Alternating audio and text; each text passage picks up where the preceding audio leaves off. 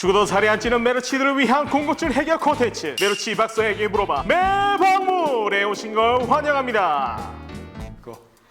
그거 PD님이 정하신 거예요?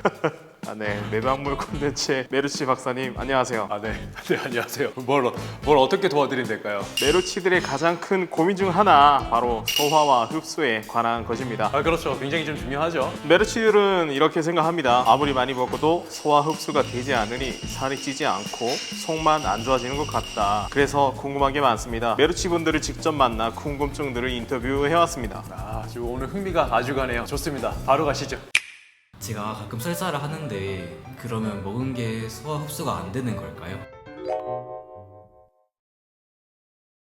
네, 맞습니다. 설사는요, 소화와 흡수 과정에서 문제가 있을 때 나타내는 가장 대표적인 증상입니다. 음식물들이 대장에서 너무 빠르게 이동하면 영양소를 흡수할 시간이 부족해지죠. 특히 이 설사가 반복되거나 오래 지속될 경우에는요, 특정한 소화 흡수 질환으로 이어질 가능성이 상당히 높아지는데요. 소장 세균 과증식이라던가 지방 흡수 장애라던가 유당불내증, 염증성 장질환도 있고 셀리악병까지도 이어질 수 있어요. 이런 웬만한 소화 흡수 질환의 증상이 설사입니다.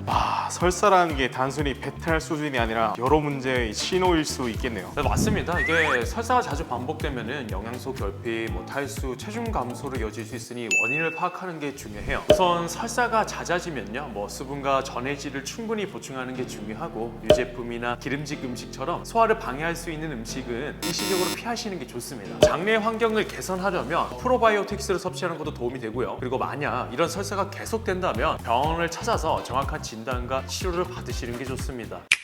쌀보다 밀가루가 소화가 안 된다던데 그러면은 우리같이 마른 사람들에게 안 좋은 거 아닌가요?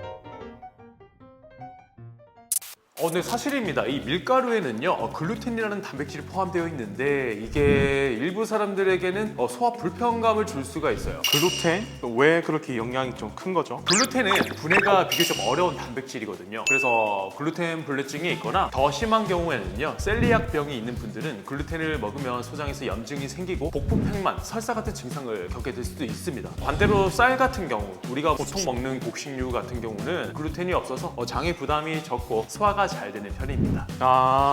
그래서 밀가루 음식을 먹으면 좀 속이 더부룩하고 쌀밥은 괜찮다고 느끼는 분들이 많은 거군요. 맞습니다. 그래서 이런 불편함이 계속 느껴진다면 밀이나 이런 건 당연히 피해주셔야 되고 쌀이나 감자, 고구마 이런 것처럼 글루텐이 없는 음식들을 선택해 보시는 게 좋습니다. 그리고 요즘에는 그 글루텐 프리 제품도 상당히 많거든요. 그래서 대체 식품을 활용하시면서 살을 찌우는 것도 방법이 될 수 있을 것 같고, 그리고 이 밀가루 음식을 먹고 증상이 나타난 시간을 기록을 해두면요, 어떤 음식이 문제인지 파악하는 데 도움이 될 수도 있습니다.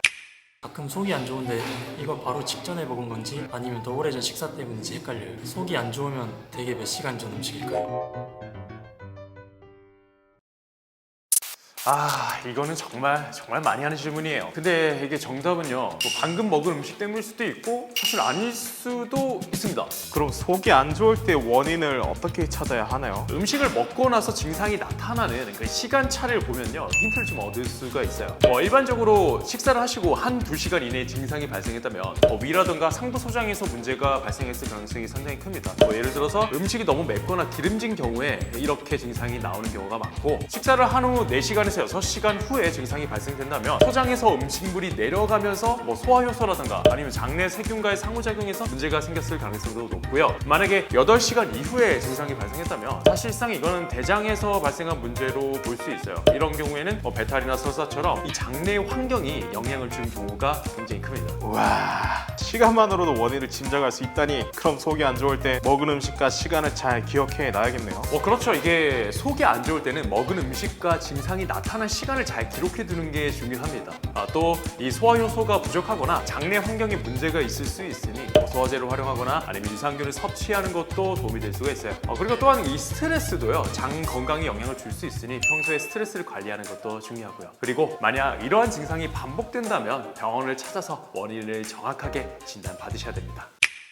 오늘도 정말 유익한 시간이었습니다. 설사, 밀가루와 쌀, 그리고 소화 시간까지 메르시 분들이 평소에 궁금해하던 부분을 하나씩 해결해 봤는데요. 네, 이 소화 흡수 문제는 간단히 넘기기보다는 증상을 잘 관찰하고 원인을 파악하는 게 중요합니다. 오늘 이야기한 해결책들도 실천해 보시면 분명 도움이 되실 거예요. 맞습니다. 몸은 항상 신호를 보내고 있으니까 그 신호를 잘 읽고 관리하는 게 핵심이겠죠. 혹시 오늘 이야기와 관련해 더 궁금한 점이 있으시면 댓글로 남겨주세요. 네, 여러분의 질문과 고민에 저희가 정성껏 답변을 해드리도록 하겠습니다. 구독, 좋아요, 알림 설정도 잊지 마시고요. 건강하게 살찌기 위해서 함께 만들어 가보도록 하죠. 더 많은 정보를 원하신다면 메르시 향장 책을 구매해 보시거나 아니면 오프라인 클래스 벌크업 프로젝트에 참여해 보세요. 전국 9개 지점에서 마른 분들을 건강히 진정시켜 드리고 있습니다. 그럼 오늘도 건강히 살찌는 하루 되시길 감사합니다.